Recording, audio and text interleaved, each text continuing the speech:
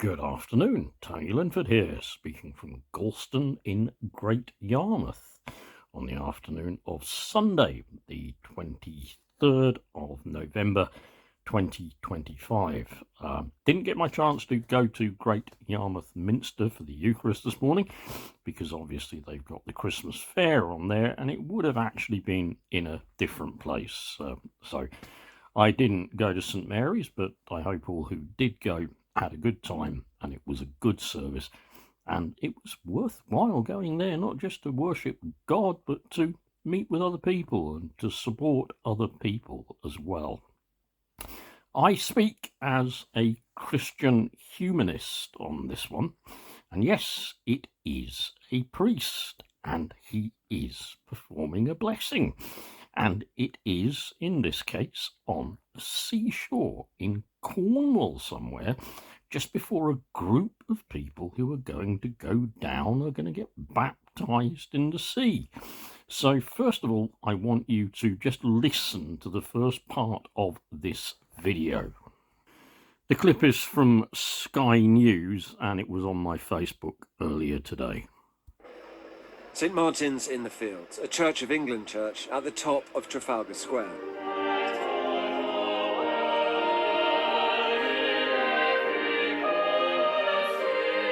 Its vicar is Sam Wells, who signed an open letter accusing the far right of corrupting the Christian faith. The majority of Christians in Britain still belong to churches like this, whose leaders have publicly condemned the Christian imagery used at his mass rally. Is there a point here that as the Church of England has changed, it's also slightly retreated, it's become a bit more warm and cuddly, progressive, liberal? We had ABBA songs earlier. As a result of that, it's failed to meet some of these political challenges. So now you have people marching in the street behind the cross, but they're not necessarily filling the pews. I think that's a false distinction with respect.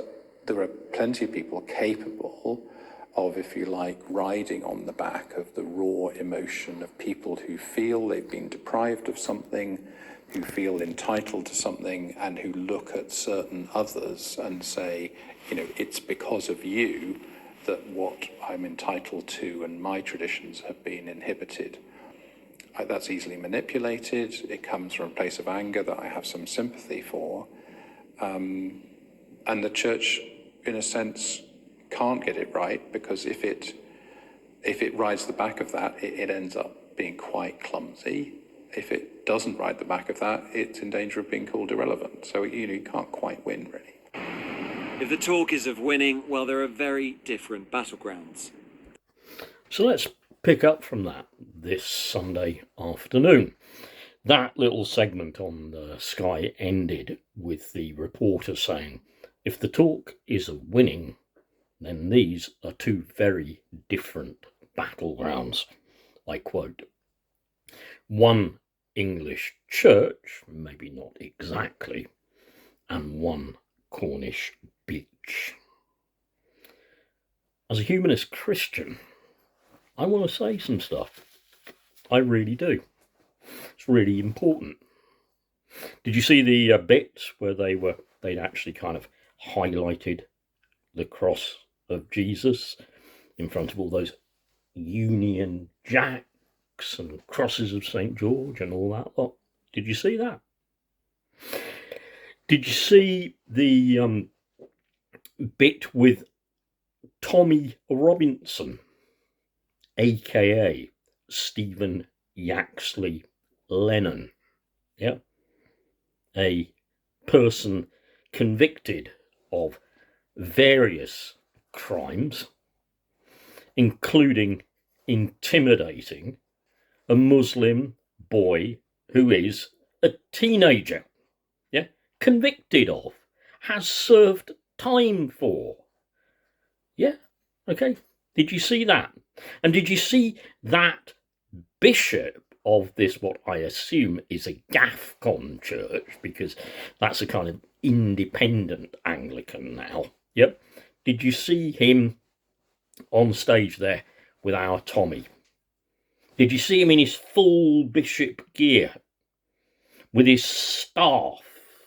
Yeah, well, it's a crook, really.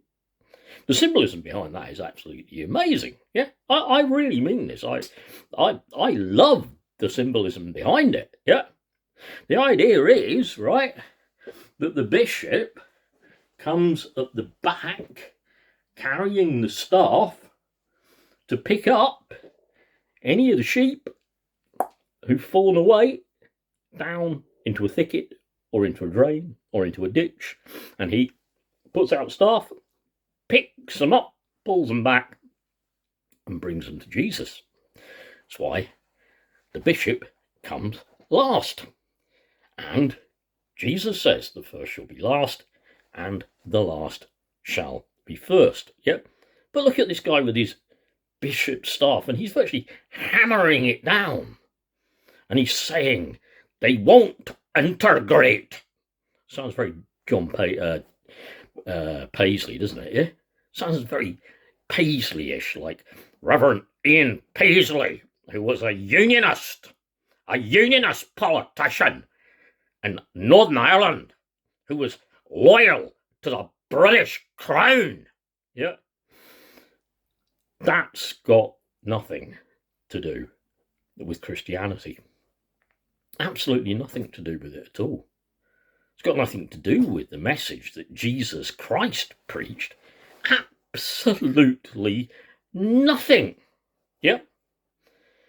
These people, like Tommy Robinson and like the right-wingers in Trump's government in America, are hijacking Christianity. They're not real Christians at all. They're not aiming to bring anyone to Jesus. They're hijacking Christianity for their own political ends, for their own, need to establish some kind of dictatorship. A dictatorship in service of the rich and powerful, the wealthy, those who pull all the levers of power, who have all the levers of control. A dictatorship of the many by the few. Yeah. Nothing to do with Christianity. Nothing to do with the teachings of Christ. Nothing to do with the gospel. Yeah. And what are they really doing? They're using it as a means to sow division. You put up a cross and you go, I'm following Jesus. I'm following Jesus. You're not. You're not. You're not. I'm white, Christian and integrated. I'm white, Christian and integrated. You're not. You're not. You're not. Listen to the man when he was talking to Sky. They won't integrate. They want their laws over here. They refuse to integrate. I'm surprised he didn't say, but we're a Christian country. Yeah. It is scary. Right? I don't care if you, I couldn't care less if you're a Christian or not. It doesn't particularly matter to me. I really don't care. But if you are a Christian, if you go to a Christian church, if you are spiritual, if you are religious, if you are anything, just be aware of how dangerous these people are. They are dangerous. They are taking this country somewhere very, very nasty, somewhere intolerant, somewhere into being ruled, becoming virtually a dictatorship. Yeah, these people are dangerous. Yeah. I don't know how true this is because I'm never going to be able to prove it. Yep. But I do think there were some people at that last church I went to that kind of were like that. And it wasn't until they finally had a chance to expose themselves, and say that to the caretaker vicar at the end that they did so. I think they were there all the time. I really believe it.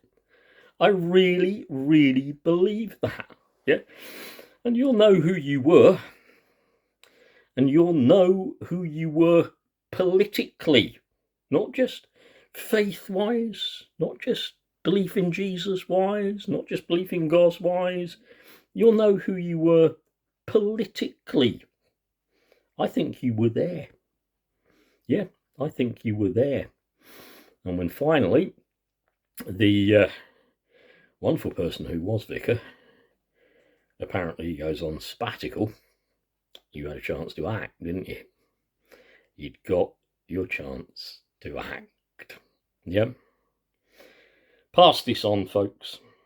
I do plan to go back to Eucharist at Great Yarmouth Minster again next weekend on Sunday at 10:30. I've already put it in my diary. It was absolutely brilliant. And if you got the time, by the way, the Christmas fair, I think, is still on down there till about 5 tonight or something. I'm not going out, but perhaps if you fancy going down there, there's some really good stuff going on. I know there's some great choirs, and there'll be all kinds of stalls, and it will be all Christmassy, and might get to meet Father Christmas if he hasn't already been. Probably got Harbour Radio down there as well. Yeah. So I would say get along down there. Yeah. Make your way over to the Minster. I think you'll have a great time. Yeah, I really do. I think you'll have a great time. God bless. And that's another Sunday gone. Yeah. But I want you to think about this. I really do want you to think about this.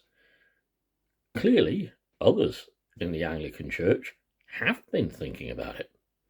And they have condemned these people for what they've said. And they've condemned them outright. And they've distanced themselves from them outright, completely and utterly. I say to those people in the Anglican Church in particular, well done.